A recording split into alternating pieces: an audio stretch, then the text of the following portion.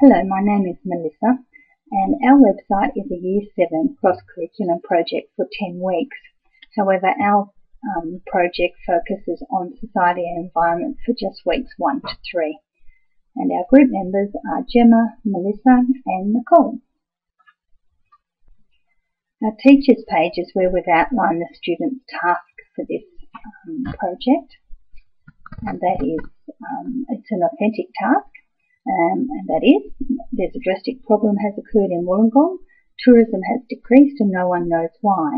So the students are employed by their local council to find out why and to boost tourism in their local community by creating an advertisement for a specific demographic. This authentic task allows students to research the town that they live in order to persuade tourists from other cities, towns and countries to visit their town. And during the unit, the students will learn various research strategies. To complete the task, students must first pick a demographic, interview people within that, and then research aspects of the community that they think that demographic would like to see. Research will be done through internet searches, interviews, excursions to information centres, and also a visit to the local councillor. This task has been set in Wollongong. However, depending on where you're located, you might like to choose a different town or city.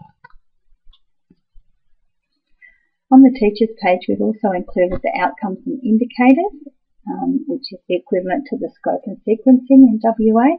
And there's an example here of just 2 of the society and environment criteria. We also created an assessment matrix, and that's also on the teachers page. So it gives you an example of how you could assess this particular project. The introduction page outlines to the students their tasks, so it's an example of how you can lay it out and convey the information to students for what they need to do for this project. And obviously, if you do change the city and town, you would need to make sure your resources match that.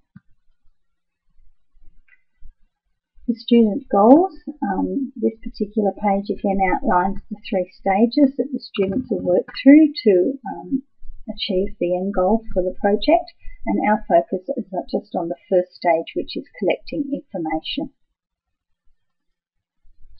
There's also a resources page where we've put information that you could use to give to the students. This particular information is all focused on Wollongong, so again, if you change the city, you'll need to update these resources, but they'll give you an idea of the sorts of things that we used in this project. And this is an example of a student resource. It's the excursion to the local council, and they need to write a report about that. So there's actually a link at the bottom here that you can click on to show you an example of the report that you could give to the students to complete this task. Okay, so that's it. So our group members, as mentioned, was Gemma, and Gemma was our web designer and also a brainstormer of ideas, and she created the website using iWeb. Melissa, that's myself, also brainstorm ideas and the learning criteria and assessment strategies. I developed the student goals and instructions, searched for images and created the PowerPoint. And Nicole was in charge of doing the newspaper article, the letter to the council, which were both of these items set the background for the whole task. Nicole also created the assessment matrix and brainstormed ideas with all of us. Thank you for listening.